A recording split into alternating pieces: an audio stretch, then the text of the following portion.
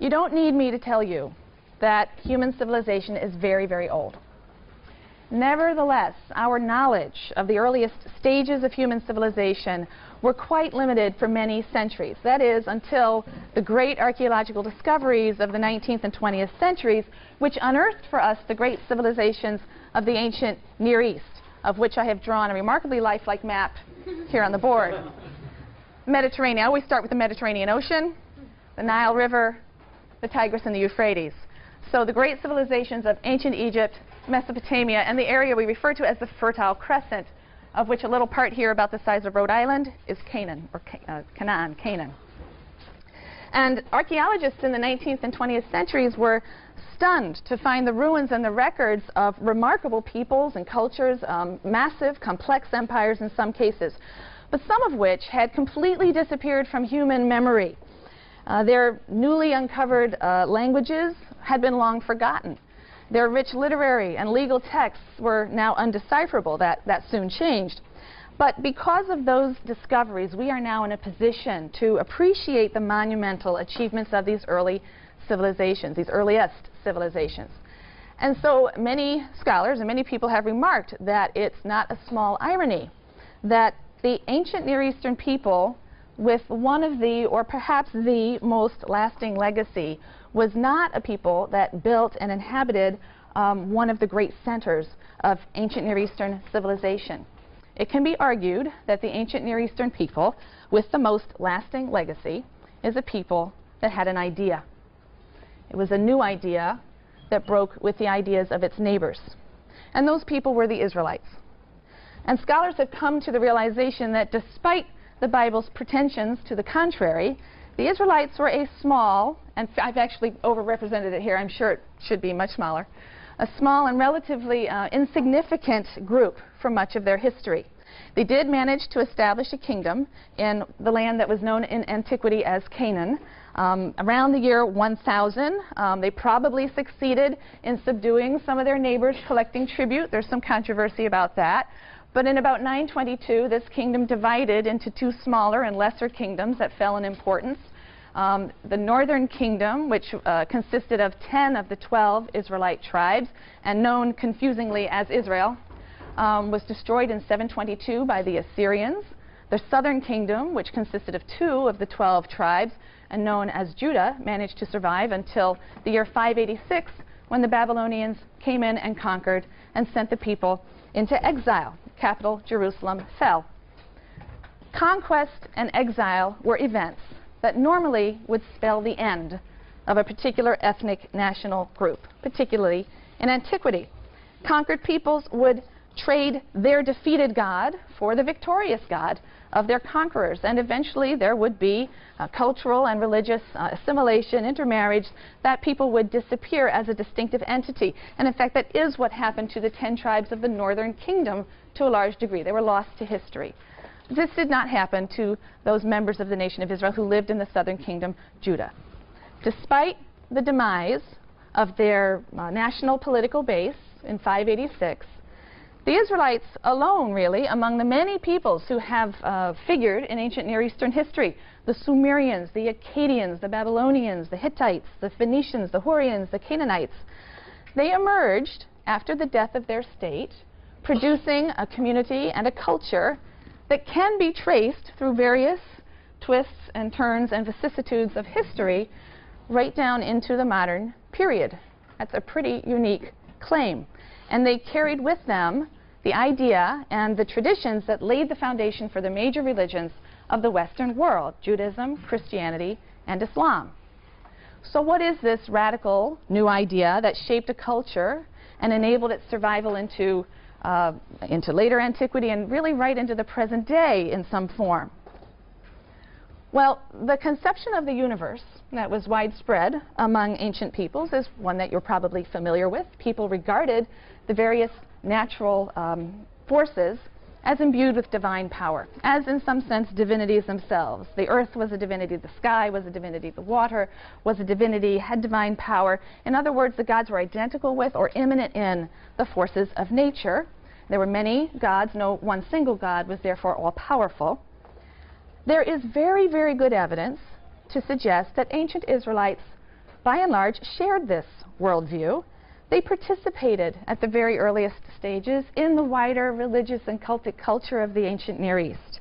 However, over the course of time, some ancient Israelites, not all at once and not unanimously, broke with this view and articulated a different view, that there was one divine power, one God, but much more important than number was the fact that this God was outside of and above nature. This God was not identified with nature. He transcended nature. And he wasn't known through nature or natural phenomena. He was known through history, events, and a particular relationship with humankind. And that idea, which seems simple at first and not so very revolutionary, we will see that's an idea that affected every aspect of Israelite culture, and in ways that will become clear as we move through the course and learn more about biblical religion and biblical views of history. It was an idea that ensured the survival of the ancient Israelites as an entity, as an ethnic religious entity. In various complicated ways, the view of an utterly transcendent God with absolute control over history made it possible for some Israelites to interpret even the most tragic and catastrophic events, such as the destruction of their capital and the exile of their remaining peoples, not as a defeat of Israel's God, or even God's rejection of them, but as a necessary part of God's larger purpose or plan for Israel. These Israelites left for us the record of their religious and cultural revolution in the writings that are known as the Hebrew Bible, collectively. And this course is an introduction to the Hebrew Bible as an expression of the religious life and thought of ancient Israel and as a foundational document of Western civilization. The course has several goals. First and foremost, we want to familiarize you with the contents of the Hebrew Bible. We're not going to read every bit of it word for word. We will read certain chunks of it quite carefully, and others we will choose selections, but you will get a very good sense and a good sampling of the contents of the Bible. A second goal is to introduce you to a number of approaches to the study of the Bible, different methodological approaches that have been advanced by modern scholars, but some of which are in fact quite old. At times we will play the historian. At times we will be literary critics. How does this work as literature? At times we will be religious and cultural critics. What is it the Israelites were saying in their day and in their time, and against who and for what? A third goal of the course is to provide some insight into the history of interpretation. This is a really fun part of the course. The Bible's radically new conception of the divine, its revolutionary depiction of the human being as a moral agent, its riveting saga of the nation of Israel, their story, has drawn generations of readers to ponder its meaning and message. And as a result, the Bible has become the base of an enormous edifice of interpretation and commentary and debate, both in traditional settings but also in academic, university, secular settings. And from time to time, particularly in section discussion, you will have occasion to consider the ways in which certain biblical passages have been interpreted, sometimes in very contradictory ways, over the centuries. That can be a really fun and exciting part of the course. A fourth goal of the course is to familiarize you with the culture of ancient Israel as represented in the Bible against the backdrop of its ancient Near Eastern setting, its historical and cultural setting. Because the archaeological discoveries that are referred to in the ancient Near East revealed to us the spiritual and cultural heritage of all of the inhabitants of the region, including the Israelites. And one of the major consequences of these finds is the light that they have shed on the background and the origin of the materials in the Bible. So we now see that the traditions in the Bible did not come out of a vacuum. The early chapters of Genesis, Genesis 1 through 11, they're known as the primeval history, which is a very unfortunate name because these chapters really are not best read or understood as history in the conventional sense. But these 11 chapters owe a great deal to ancient Near Eastern mythology. The creation story in Genesis 1 draws upon the Babylonian epic known as Enuma Elish. We'll be talking about that text in some depth. The story of the first human pair in the Garden of Eden, which is in Genesis 2 and 3. has clear affinities with the Epic of Gilgamesh. That's a Babylonian and Assyrian epic in which a hero embarks on this exhausting search for immortality. The story of Noah and the flood, which occurs in Genesis 6 through 9, is simply an Israelite version of an older flood story that we have found copies of, a Mesopotamian story called the Epic of Atrahasis, a flood story that we also have incorporated in the Epic of Gilgamesh. Biblical traditions have roots that stretch deep into earlier times and out into surrounding lands and traditions. And the parallels between the biblical stories and ancient Near Eastern stories that they parallel has been the subject of intense study. However, it isn't just the similarity between the biblical materials and the ancient Near Eastern sources that is important to us. In fact, in some ways, it's the dissimilarity that is remarkably important to us. The biblical transformation of a common Near Eastern heritage in light of its radically new conceptions of God and the world and humankind. We'll be dealing with this in some depth, but I'll give you one quick example. We have a Sumerian story from about the 3rd millennium BCE, right? Going back 3,000 BCE. It's the story of Ziusudra, and it's very similar to the Genesis flood story of Noah. In both of these stories, the Sumerian and the Israelite story, you have a flood that is the result of a deliberate divine decision.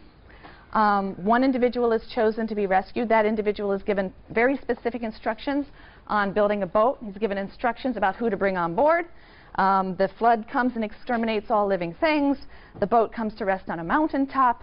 The hero sends out birds to reconnoiter the land. When he comes out of the ark, he offers a sacrifice to the god. The same narrative elements are in these two stories. It's just wonderful when you read them side by side.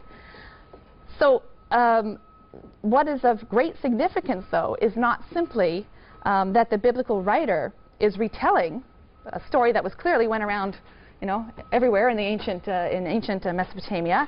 They were transforming the story so that it became a vehicle for the expression of their own values and their own views. In the Mesopotamian stories, for example, the gods act capriciously. The gods act on a whim. In fact, in one of the stories, the gods say, "Oh, people, they're so noisy, I can't sleep. Let's wipe them all out." Right? That's the rationale. There's no moral scruple. They destroy these helpless but stoic humans who are chafing under their tyrannical and unjust and uncaring rule. In the biblical story, when the Israelites told the story, they modified it. It's God's uncompromising ethical standards that lead him to bring the flood in an act of divine justice. He's punishing the evil corruption of human beings that he has so lovingly created and whose degradation he can't bear to witness. So it's saying something different. It's providing a very different message. So when we compare the Bible with the literature of the ancient Near East, we'll see not only the incredible cultural and literary heritage that was obviously common to them, but we'll see the ideological gulf that separated them, and we'll see how biblical writers so beautifully and cleverly manipulated and used these stories, as I said, as a vehicle for the expression of a radically new idea. They drew upon these sources, but they blended and shaped them in a particular way. And that brings us to a critical problem facing anyone who seeks to reconstruct ancient Israelite religion or culture on the basis of the biblical materials. That problem is the conflicting perspective between the final editors of the text and some of the older sources that are incorporated into the Bible, some of the older sources that they were obviously drawing on. Those who were responsible for the final editing, the final forms of the texts, had a decidedly monotheistic perspective, ethical monotheistic perspective. And they attempted to impose that perspective on their older source materials. And for the most part, they were successful, but at times the result of their effort is a deeply conflicted, deeply ambiguous text. And again, that's going to be one of the most fun things for you as readers of this text, if you're alert to it, if you're ready to listen to the cacophony of voices that are within the text. In many respects, the Bible represents or expresses a basic discontent with the larger cultural milieu in which it was produced. And that's interesting for us because a lot of modern people have a tendency to think of the Bible as an emblem of conservatism, right? We tend to think of this as an old fuddy-duddy document. It's outdated, has outdated ideas. And I think the challenge of this course is that you read the Bible with fresh eyes so that you can appreciate it for what it was, and in many ways what it continues to be, a revolutionary cultural critique. We can read the Bible with fresh and appreciative eyes only if we first acknowledge and set aside some of our presuppositions about the Bible. It's really impossible, in fact, that you not have some opinions about this work, because it's an intimate part of our culture. So even if you've never opened it or read it yourself, I bet you can cite me a line or two, an eye for an eye, a tooth for a tooth, and I bet you don't really know what it means. The poor will always be with you. I'm sure you don't really know what that means. These are things and phrases that we hear, and they create within us a certain impression of the biblical text and how it functions. Verses are quoted, they're alluded to, whether to be championed and valorized or whether to be lampooned and pilloried, but we can feel that we have a rough idea of the Bible and a rough idea of its outlook, when in fact what we really have are popular misconceptions that come from the way in which the Bible has been used or misused. Most of our cherished presuppositions about the Bible are based on astonishing claims that others have made on behalf of the Bible, claims that the Bible has not made on behalf of itself. So before we proceed, I need to ask you to set aside, for the purposes of this course, some of the more common myths about the Bible. I have a little list here for you. The first is the idea that the Bible's a book. It's not a book. We'll get rid of that one. Okay, the Bible is not a book, with all that that implies, that it has a uniform style and a message and a single author, the sorts of things we think of when we think in a conventional sense of the word book. It's a library, right? It's an anthology of writings or books written and edited over an extensive period of time by people in very different situations, responding to very different issues and stimuli, some political, some historical, some philosophical, some religious, some moral.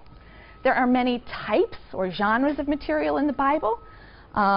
There's narratives, wonderful narrative stories. There's all kinds of law. There are cultic and ritual texts that prescribe how some ceremony is supposed to be performed. There are records of the messages of prophets. There's lyric poetry. There's love poetry. There are proverbs. There are psalms of thanksgiving and lament. So there's a tremendous variety of material in this library. And it follows from the fact that it's not a book, but an anthology of diverse works, that it's not an ideological monolith. And this is something a lot of students struggle with. Each book or strand of tradition within a book, within the biblical collection, sounds its own distinctive note in the symphony of reflection that is the Bible. Genesis is concerned to account for the origin of things and wrestles with the existence of evil, the existence of idolatry, and suffering in a world that's created by a good God. The priestly texts in Leviticus and Numbers emphasize the sanctity of all life and the ideal of holiness and ethical and ritual purity. There are odes to human reason and learning and endeavor in the wisdom book of Proverbs. Ecclesiastes reads like an existentialist writing from the 20th century. It scoffs at the vanity of all things, including wisdom, and espouses a kind of positive existentialism. The Psalms are very individual writings that focus on individual piety and love and worship of God.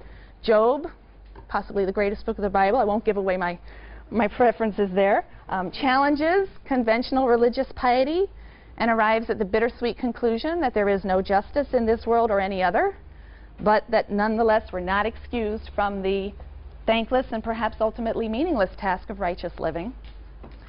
One of the most wonderful and fortuitous facts of history is that later Jewish communities chose to put all this stuff in this collection we call the Bible. They chose to include all of these dissonant voices together. They didn't strive to reconcile the conflicts, nor did we. Nor should we, nor should we. They didn't, we shouldn't. Each book, each writer, each voice reflects another thread in the rich tapestry of human experience, human response to life and its puzzles, human reflection on the sublime and the depraved. And that leads me to my second point, which is that biblical narratives are not pious parables about saints. Okay? Not pious tales. They're psychologically real literature about very real and realistic people and life situations. They're not stories about pious people whose actions are always exemplary and whose lives should be models for our own, despite what Sunday school curricula will often turn them into, right? And despite what they would have us believe. There is a genre of literature that details the lives of saints, hagiography, but that came later and is largely something we find in the Christian era. It's not found in the Bible. The Bible abounds with human, not superhuman beings, and their behavior can be scandalous. It can be violent, it can be rebellious, outrageous, lewd, vicious, but at the same time, like real people, they can turn around and act in a way that is loyal and true, above and beyond the call of duty. They can change, they can grow. But it's interesting to me that there are many people who, when they open the Bible for the first time, they close it in shock and disgust. Jacob is a deceiver. Joseph is an arrogant, spoiled brat. Judah reneges on his obligations to his daughter-in-law and goes off and sleeps with a prostitute. Who are these people? Why are they in the Bible? And the shock comes from the expectation that the heroes of the Bible are somehow being held up as perfect people. That's just not a claim that's made by the Bible itself. So biblical characters are real people with real, compelling moral conflicts and ambitions and desires, and they can act short-sightedly and selfishly, but they can also, like real people, learn and grow and change. And if we work too hard and too quickly to vindicate biblical characters just because they're in the Bible, then we miss all the good stuff. We miss all of the moral sophistication, the deep psychological insights that have made these stories of such timeless interest. So read it like you would read any good book with a really good author who knows how to make some really interesting characters. Thirdly, the Bible's not for children. I have a 12-year-old and 8-year-old. I won't let him read it. I won't let it read it. Those Bible stories for children books, they scare me. They really scare me. It's not suitable for children. The subject matter in the Bible is very adult, particularly the narrative texts. There are episodes of treachery and incest and murder and rape, and the Bible is not for naive optimists. It's hard-hitting stuff, and it speaks to those who are courageous enough to acknowledge that life is rife with pain and conflict, just as it's filled with compassion and joy. It's not for children in another sense. Like any literary masterpiece, the Bible is characterized by a sophistication of structure and style and an artistry of theme and metaphor. And believe me, that's lost on adult readers quite often. It makes its readers work. The Bible doesn't moralize, or rarely moralizes. It explores moral issues and situations, puts people in moral issues and situations. The conclusions have to be drawn by the reader. There are also all kinds of paradoxes and subtle puns and ironies. And in section, where you'll be doing a lot of your close reading work, those are some of the things that will be drawn to your attention. You'll really begin to appreciate them in time. The fourth myth we want to get rid of. The Bible is not a book of theology. It's not a catechism or a book of systematic theology. It's not a manual of religion. Despite the fact that at a much later time, very complex systems of theology are going to be spun from particular interpretations of biblical passages. You know, there's nothing in the Bible that really corresponds to prevailing modern Western notions of religion, what we call religion. And indeed, there's no word for religion in the language of biblical Hebrew. There just isn't a word religion. With the rise of Christianity, Western religion came to be defined, to a large degree, by the confession of, or the intellectual assent to, certain doctrinal points of belief. Religion became defined primarily as a set of beliefs, a catechism of beliefs or truths that required your assent, what I think of as the catechism kind of notion of religion. That's entirely alien to the world of the Bible. It's clear that in biblical times and in the ancient Near East generally, religion wasn't a set of doctrines that you ascribed to. Right? To become an Israelite, later on a Jew, the word Jew isn't something we can really historically use until about this time. So most of our period we're going to be talking about the ancient Israelites. To become an Israelite, you simply joined the Israelite community. You lived in Israelite life. You died in Israelite death. You obeyed Israelite law and custom. You revered Israelite lore. You entered into the historical community of Israel by accepting that their fate and yours should be the same. It was sort of a process of naturalization, what we think of today as naturalization. So the Hebrew Bible just isn't a theological textbook. It contains a lot of narratives, and its narrative materials are an account of the odyssey of a people, the nation of Israel. They're not an account of the divine, which is what theology means, an account of the divine. However, having said this, I should add that although the Bible doesn't contain formal statements of religious belief or systematic theology, it treats issues, many moral issues and some existential issues, that are central to the later discipline of theology. But it treats them very differently. Its treatment of these issues is indirect, it's implicit. It uses the language of story and song and poetry and paradox and metaphor. It uses a language and a style that's very far from the language and style of later philosophy and abstract theology. Finally, on our miscount, I would point out, well, I don't really need to cross this out. This is something to discuss. I would point out that the Bible was formulated and assembled and edited and modified and censored and transmitted, first orally and then in writing, by human beings. The Bible itself doesn't claim to have been written by God. That belief is a religious doctrine of a much later age, and even then one wonders how literally it was meant. It's interesting to go back and look at some of the earliest claims about the origin of the biblical text. Similarly, the so-called 5 books of Moses, Genesis, Exodus, Leviticus, Numbers, Deuteronomy, the first 5 books we call the Pentateuch of Moses, nowhere claim to have been written in their entirety by Moses. That's not something they say themselves. Some laws in Exodus, you know, the Book of the Covenant, a few things, yes, it says Moses wrote those down, but not the whole 5 books that traditions later will ascribe to him. The Bible clearly had many contributors over many centuries, and the individual styles and concerns of those writers, their political and religious motivations, betray themselves frequently. I leave aside here the question of divine inspiration, which is an article of faith in many biblical religions. It's no doubt an article of faith for people in this very room. But there is no basic incompatibility between believing on faith in the divine inspiration of the Bible and acknowledging the role that human beings have played in the actual formulation and editing and transmission and preservation of that same Bible. And since this is a university course and not, you know, perhaps a theological course or within a theological setting, it's really only the latter, the demonstrably human component, that will concern us. It's very easy for me to assert that our interest in the Hebrew Bible will be centered on the culture and the history and the literature and the religious thought of ancient Israel in all of its diversity, rather than questions of faith and theology. But the fact remains that the document is the basis for the religious faith of many millions of people, and some of them are here now. It is inevitable that you will bring what you learn in this course into dialogue with your own personal religious beliefs. And for some of you, I hope all of you, that will be enriching and exciting.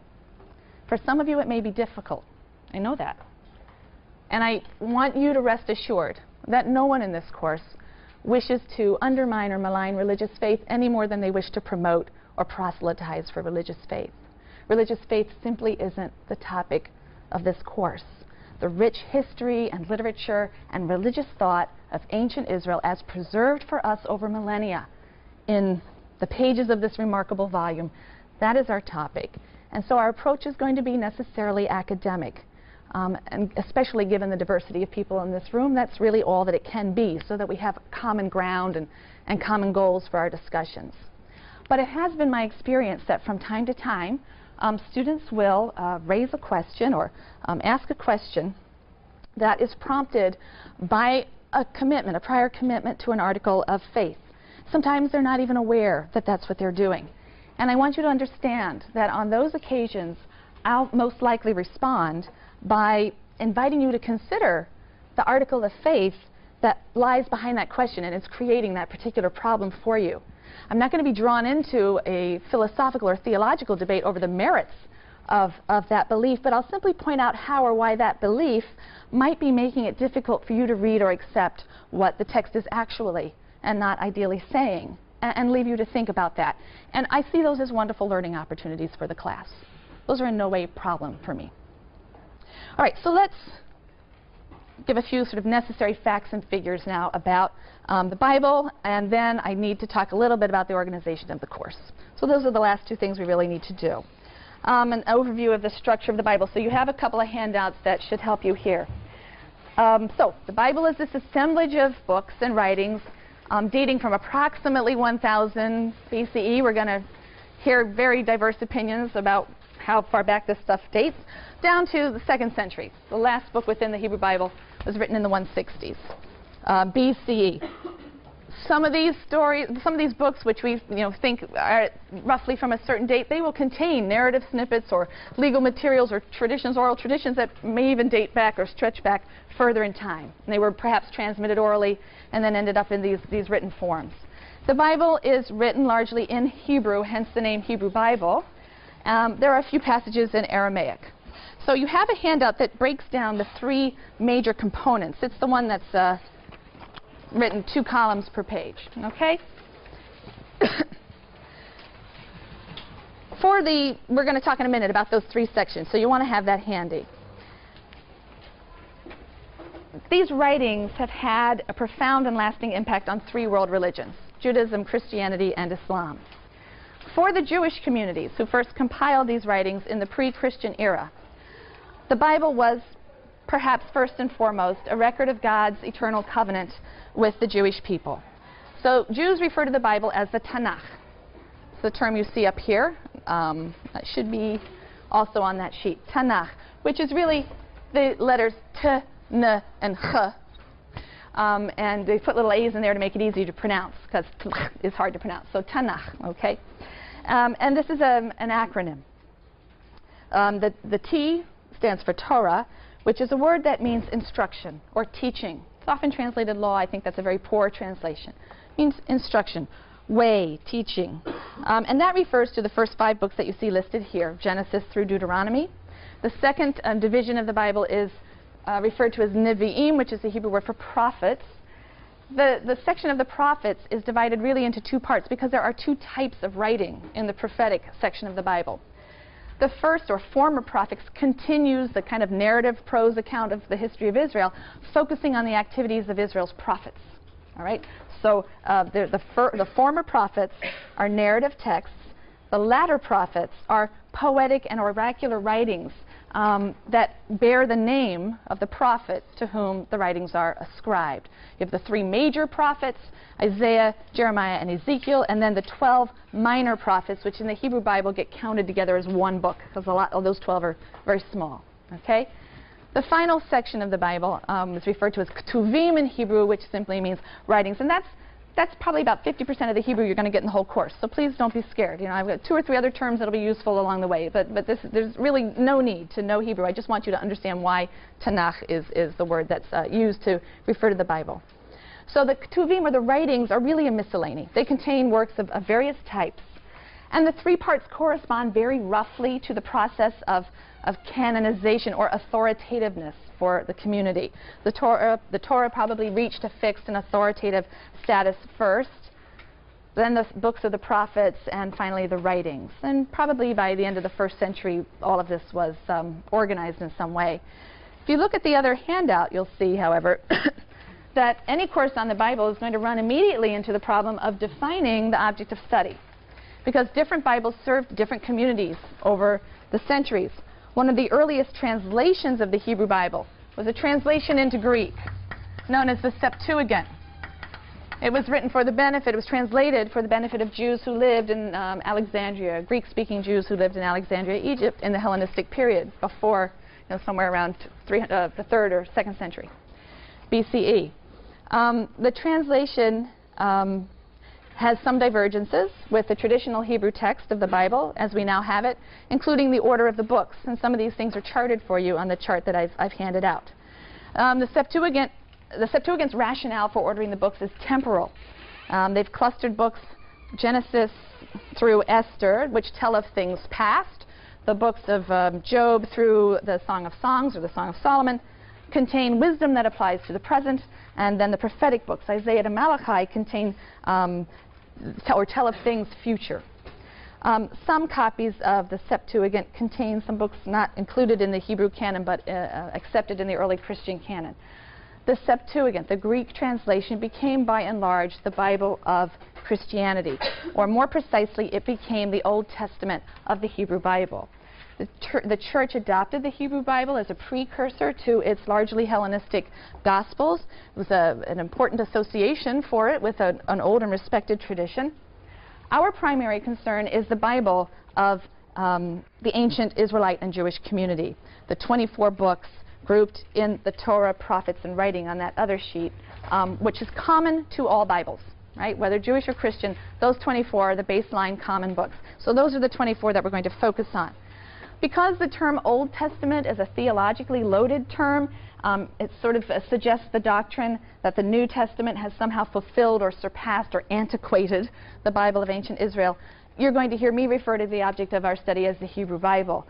You may certainly use any other term, and you may certainly use the term Old Testament, as long as it's clear we're talking about this set of 24 books, and not some of the other things that are in the Old Testament that aren't in the traditional Hebrew Bible. It means you're studying less, so that might be a good thing. So it's fine with me if you want to use that, but I will prefer the more accurate term Hebrew Bible. Also, while we're on terminology, you'll notice that I use BCE to refer to the period before 0, and CE to refer to the period after 0, the Common Era, and before the Common Era. And in a lot of your secondary readings and writings, they'll be using the same thing. It corresponds to what you know as BC, before Christ, and Anno Domini, right, AD, the year of our Lord. It's just a non-Christian-centric way of dating. And in a lot of your secondary readings, you'll see it, so you should get used to it. BCE and CE, before the Common Era and the Common Era. From earliest times, Christians made use of the Bible, but not always in Greek translation. And the Christian Old Testament contains some material not in the Hebrew Bible, as I've mentioned. And some of these works are referred to as the Apocrypha, so you will have heard that term. These are writings that were composed somewhere around here, sort of 200 BCE to 100 CE. They were widely used by Jews of the period. They simply weren't considered to be of the same status of the 24 books. I'm glad they pick up the garbage at 11:10 on Wednesday mornings. But they did become part of the canon of Catholic Christianity, and in the 16th century their canonical status was confirmed for the Catholic Church. With the Renaissance and the Reformation, some Christians became interested in Hebrew versions of the Bible. They wanted to look at the Hebrew and not the Greek translation from the Hebrew. Protestants, the Protestant Church, denied canonical status to the books of the Apocrypha. They said they were important for pious instruction, but excluded them from their canon. There are also some works you may know of referred to as the pseudepigrapha. We'll talk about some of these things in a little more detail later. From roughly the same period, tend to be a little more apocalyptic in nature. And they were never part of the Jewish or the Catholic canon, but there are some Eastern Christian groups that have accepted them in their canon. The point I'm trying to make is that there are very many sacred canons out there that are cherished by very many religious communities, and they're all designated Bibles. So again, we're focusing on that core set of 24 books that are common to all Bibles everywhere, the 24 books of what would in fact be the Jewish Tanakh. Not only has there been variety regarding the scope of the biblical canon in different communities, but there's been some fluidity in the actual text itself. We don't, of course, have any original copies of these materials as they came off the pen of whoever it was who was writing them. And in fact, before the middle of the 20th century, our oldest manuscripts, fragments and manuscripts of the Bible dated to the year 900. That's an awful long distance, right, from the events they're talking about. And you got to think about that, right? You got to think about that and what it means and how were they transmitted and preserved without the means of technology, obviously, that we have today. And what was so exciting in the middle of the 20th century was the discovery of the Dead Sea Scrolls. I'm sure that you've heard of them. They brought about a dramatic change in the state of our knowledge of the Hebrew our Hebrew manuscript evidence. The Dead Sea Scrolls were found in caves in the Judean desert. We used to think they were a library of a sectarian community. Now I think they think it was a pottery factory or something. So maybe they were just shoved there by people fleeing the Roman conquest in 70. So that's up for grabs. But we have this really great collection of scrolls. And among them, we have found an almost complete copy of every book of the Bible. almost complete copy of the book of Isaiah, and then partial or copies or fragments of all of the biblical books, except maybe Esther. Am I wrong about that? I don't think there's an Esther from Qumran. I think that's the only one. And some of them date back to the 4th and 3rd century. So do you understand now why everybody was so excited? Suddenly, we have evidence 13 or 1400 years earlier that people were reading this stuff, and you know, by and large, it's a pretty constant textual tradition. Sure, there are differences. Sure, there are differences. We see that our manuscripts are not exactly like those fragments, but there is a remarkable degree, a high degree of correspondence, so that we really can speak of a relatively stable textual tradition, but still some fluidity. And that's going to be interesting for us to think about. There are many translations of the Bible, but I would like you to purchase for this course the Jewish Study Bible. So let me turn now to just some of the details, administrative, organizational details of the course, the secondary readings, and that we'll be using. I'm asking you to pick up the Jewish Study Bible, not only for the translation of the Tanakh, which is a very good translation, but because it contains wonderful scholarly articles in the back. It used to be, we had a course packet for this course that was 2 volumes. And now with the purchase of this, I've been able to really consolidate and consolidate the readings. They're really wonderful. Great introductions to the individual books of the Bible. And so I think you will find that this will become like a Bible to you. Right. So you need to pick that up. It's at the Yale bookstore. I also would like you to pick up this paperback. It's not terribly expensive. We're going to be using it in the first few weeks, especially the ancient Near East. The other readings, the secondary readings for the course, are all already online. I will be also making them available at Allegra for people who would like to just purchase them already printed out so you don't do it yourself. But I know some people really prefer to work online. So, and certainly for the first week of reading, you can get started because it is online. I don't think things will be available at Allegra's until probably tomorrow afternoon. The syllabus, as you can see, is a pretty thick syllabus, but it's divided into a schedule of lectures and then a schedule of readings. All right? So understand that there are 2 distinct things there. It's not just all the scheduled lectures. Last few pages are a schedule of the actual readings.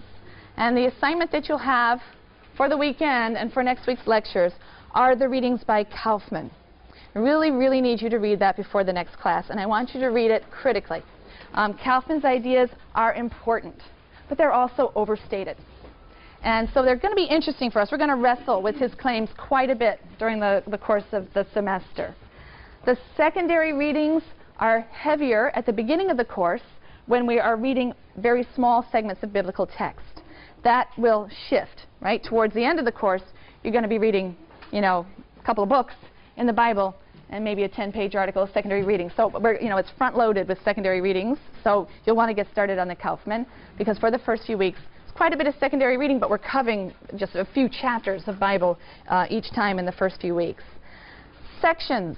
We're going to be doing this online registration thing that I've never done before, so I hope it works.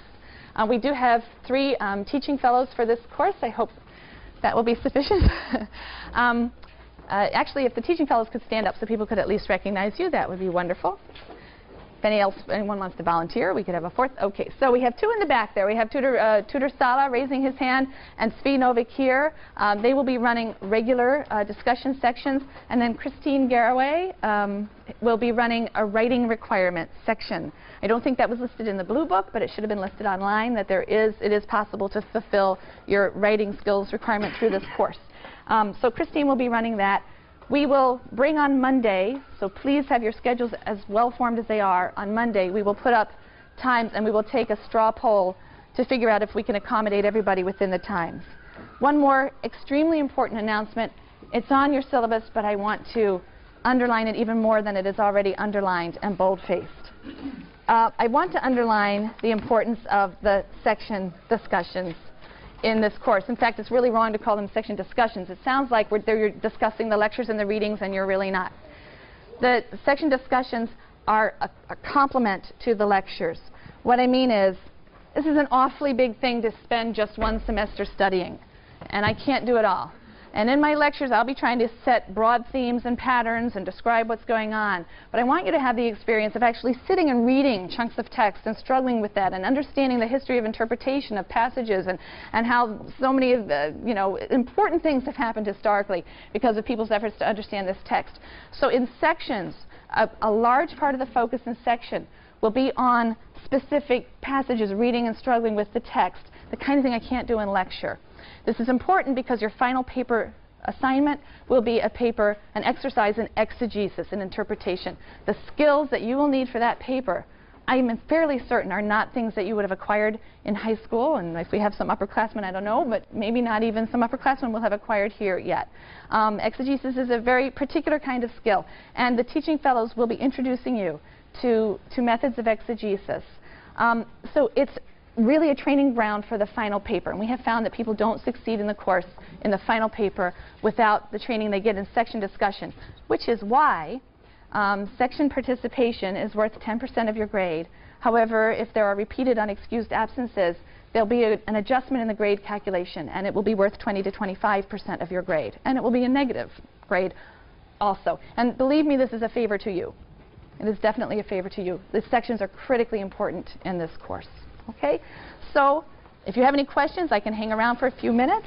But thank you for coming. We'll see you Monday.